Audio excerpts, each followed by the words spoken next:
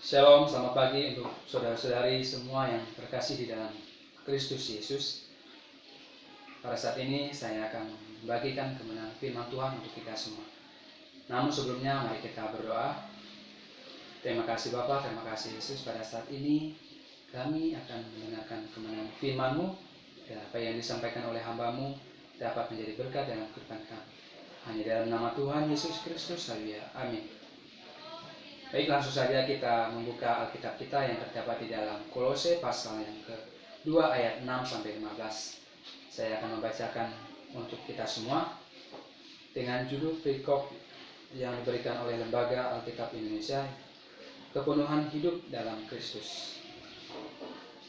Kamu telah menerima Kristus Yesus Tuhan kita, karena itu hendaklah hidupmu tetap di dalam Dia, hendaklah kamu berakar di dalam Dia, dan dibangun di atas Dia. Hendaklah kamu bertambah teguh dalam iman yang telah diajarkan kepadamu, dan hendaklah hatimu melimpah dengan syukur. Hati-hatilah supaya jangan ada yang menawan kamu dengan filsafatnya yang kosong dan palsu menurut ajaran turun-temurun dan roh-roh dunia, tetapi tidak menurut Kristus. Sebab dalam Dialah berdiam secara jasmania seluruh kepenuhan kealahan, dan kamu telah dipenuhi di dalam Dia. Dialah kepala semua pemerintah dan penguasa. Dalam Dia kamu telah disunat, bukan dengan sunat yang dilakukan oleh manusia, tetapi dengan sunat Kristus yang terdiri dari penanggalan akan tubuh yang berdosa. Karena dengan Dia kamu dikuburkan dalam baptisan, dan di dalam Dia kamu turut dibangkitkan juga oleh kepercayaanmu kepada kerja kuasa Allah yang telah membangkitkan Dia dari orang mati. Kamu juga, meskipun dahulu mati oleh pelanggaranmu dan oleh karena tidak disunat secara lahiriah, telah dihidupkan Allah bersama-sama dengan Dia sesudah Ia mengampuni segala pelanggaran kita, dengan menghapuskan surat hutang yang oleh ketentuan-ketentuan hukum mendakwa dan mengancam kita, dan itu ditiadakannya dengan melakukannya pada kayu salib. Ia telah mencuti pemerintah-pemerintah dan penguasa-penguasa dan menjadikan mereka pemenang umum dalam kemenangannya atas mereka. Dari pembacaan kita di dalam Kolose pasal 2 ayat 6-15 ini, penulis kitab ini yaitu Rasul Paulus sendiri. Baiklah, tema yang akan saya berikan untuk kita semua yaitu tentang bertumbuh di dalam Kristus. Bagaimanakah hidup orang yang bertumbuh di dalam Kristus? Yang pertama, memiliki hidup yang berserah kepada Kristus. Tentunya memiliki penyerahan diri sepenuhnya di dalam Kristus, memiliki pertumbuhan iman yang luar biasa di dalam Kristus, dan memiliki iman yang kuat di dalam Kristus, serta memiliki hati yang mau dibentuk di dalam Kristus. Rasul Paulus mengajarkan kepada jemaat yang ada di Kolose pada saat itu mengenai sebuah peneguhan iman mereka kepada Kristus, di mana pada saat itu terjadi sebuah masalah, keraguan yang terjadi di tengah-tengah jemaatnya pada saat itu. Oleh karena itu Rasul Paulus menegaskan kembali untuk menguatkan iman mereka pada saat itu, supaya tetap menyerahkan diri mereka sepenuhnya ke dalam tangan Tuhan, dan memiliki iman yang bertumbuh di dalam Tuhan yang luar biasa, dan memiliki hati yang mau dibentuk di dalam Kristus, serta memiliki iman yang kuat di dalam Kristus pada saat itu. Seperti ada sebuah kisah seorang pemuda yang ditugaskan untuk melayani di sebuah desa terpencil. Seorang pemuda ini berangkat untuk menuju ke sebuah desa yang diutus oleh pihak gereja di tempatnya pada saat itu. ketika tibanya di sebuah desa yang dimana dia akan melayaninya, seorang pemuda ini mengalami sebuah masalah yang terjadi di tengah jemaatnya. Ketika masalah yang dia hadapi saat itu, dia ingin memberitahukan kepada orang-orang yang ada di kota pada saat itu. Tetapi di sebuah desa tersebut tidak memiliki jaringan internet, tidak ada, sehingga seorang pemuda tersebut kesulitan untuk menyampaikan informasi yang akan dia sampaikan pada orang-orang yang ada di kota pada saat itu. Ketika seorang pemuda ini melayani di sebuah rumah jemaat pada saat itu, dia mengalami pergumulan yang sungguh luar biasa, masalah yang sungguh luar biasa terjadi dalam jemaatnya. Tetapi dia selalu ingat bahwa sebuah panggilan adalah anugerah yang daripada Tuhan yang diberikan kepadanya untuk melayani jemaat yang ada di desa yang terpencil tersebut. Meskipun ada banyak masalah, tetapi seorang pemuda ini menyerahkan hidupnya ke dalam tangan Tuhan, dan dia berdoa supaya Tuhan menguatkan hidupnya, supaya dia tetap kuat di dalam masalah pergumulan yang dia hadapi saat itu. Nah, dari kisah tersebut, aplikasinya di dalam kehidupan kita, bagaimanakah kita menyerahkan hidup kita ke dalam tangan Tuhan? Apakah kita sudah menyerahkan hidup kita sepenuhnya di dalam Tuhan? Jika memang saudara-saudari saat ini belum menyerahkan hidup saudara-saudari dalam tangan Tuhan, marilah kita bersama-sama belajar untuk menyerahkan hidup kita ke dalam tangan Tuhan, supaya kita diberikan kekuatan, semangat yang baru untuk melewati masalah yang terjadi dalam kehidupan kita saat ini. Oleh sebab itu, janganlah saudara-saudari ragu untuk menyerahkan hidup saudara-saudari ke dalam tangan Tuhan, supaya mengalami pertumbuhan iman yang luar biasa di dalam Tuhan, dan mengalami iman yang kuat di dalam Tuhan, serta memiliki hati yang mau dibentuk di dalam tangan Tuhan. Oleh sebab itu, mari kita bersama-sama menyerahkan hidup kita ke dalam tangan Tuhan. Bagaimanakah hidup orang yang bertumbuh di dalam Kristus menurut Kolose pasal 2 ayat 6-15? Yang kedua, memiliki hikmat yang benar di dalam Kristus. Tentunya supaya jangan percaya kepada ajaran-ajaran sesat, jangan percaya kepada ilah-ilah lain, dan supaya mengetahui kuasa Allah yang sungguh luar biasa, yang sebagai kepala pemerintah dan penguasa yang ada di bumi ini, dan supaya mengetahui sunat yang benar di dalam Tuhan, dan supaya mengetahui pengorbanan yang sesungguhnya di dalam Kristus. Di dalam Kolose pasal 2 ayat 6-15 ini, Rasul Paulus menegaskan kembali kepada jemaat-jemaat di Kolose pada saat itu supaya tetap berpegang teguh kepada ajaran yang di dalam Kristus, yaitu supaya tetap percaya kepada Kristus, supaya memahami ajaran-ajaran yang mana yang sebenarnya sesuai dengan ajaran Kristus yang disampaikan oleh Rasul Paulus pada saat itu kepada jemaat yang ada di Kolose pada saat itu, sehingga jemaat yang ada di Kolose pada saat itu memahami ajaran yang sesat yang seperti apa, supaya mengetahui ajaran yang mengenai sunat yang benar seperti apa di dalam Kristus. Oleh sebab itu, Rasul Paulus menegaskan kembali kepada jemaat yang ada di Kolose pada saat itu supaya tetap berpegang teguh di dalam Kristus. Nah, ada sebuah kisah di dalam Alkitab, yaitu tentang seorang Raja Salomo yang memiliki hikmat yang luar biasa, di mana terjadi sebuah masalah di dalam kehidupan kedua seorang ibu yang memiliki bayi, sama-sama memiliki bayi.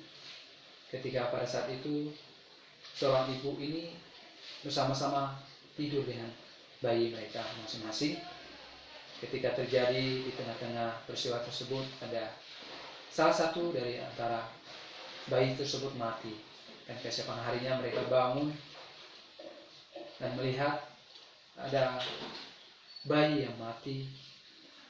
Mereka saling merebutkan anak yang masih hidup tersebut, sehingga masalah terjadi sangat sulit untuk diselesaikan. Maka dari itu, kedua seorang ibu ini membawa anak yang masih hidup tersebut menghadap kepada Raja Salomo, supaya masalah yang mereka hadapi pada saat itu dapat terselesaikan. Tetapi dengan hikmatnya, Raja Salomo mengambil sebuah pedang untuk membelah bayi tersebut untuk menjadi dua. Nah, Raja Salomo melihat bahwa kedua seorang ibu dari anak tersebut yang masih hidup itu, ada seorang ibu yang memiliki anak tersebut, yaitu ibu kandungnya sendiri dari bayi tersebut. Dia tidak rela untuk bayinya dipotong menjadi dua, tetapi sebaliknya ibu yang bukan kandung dari bayi tersebut, dia merelakan anak tersebut dipotong menjadi dua. Dari situlah Raja Salomo mengambil kesimpulan bahwa ibu yang sebenarnya adalah ibu yang tidak mau anaknya dipotong. Oleh sebab itu, anak tersebut diserahkan pada ibu kandungnya sendiri.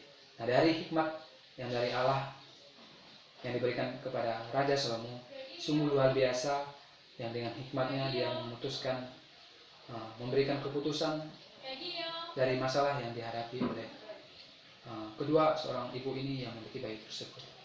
Nah, dari kisah tersebut, bagaimanakah aplikasinya di dalam kehidupan kita saat ini? Apakah kita sudah memiliki hikmat yang benar di dalam Kristus?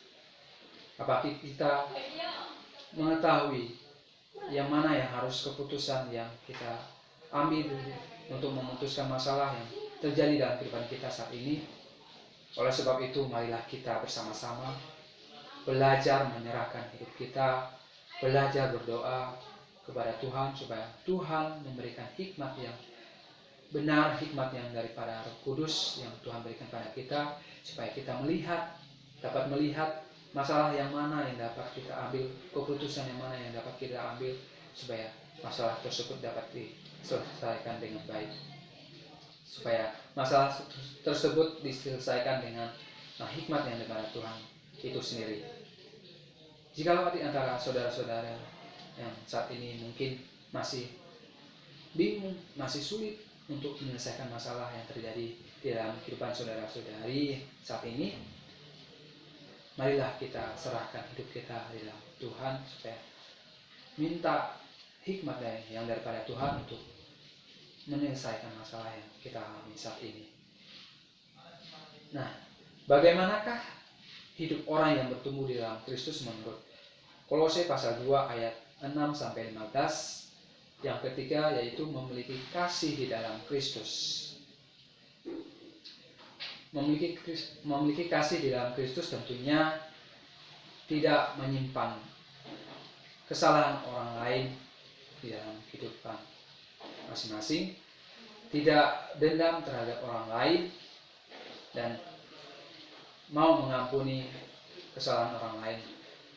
Nah, dari cerita yang terdapat di dalam Kolose pasal 2 ayat 6-15 ini, Rasul Paulus kembali mengingatkan kepada jemaat-jemaatnya yang ada di Kolose pada saat itu.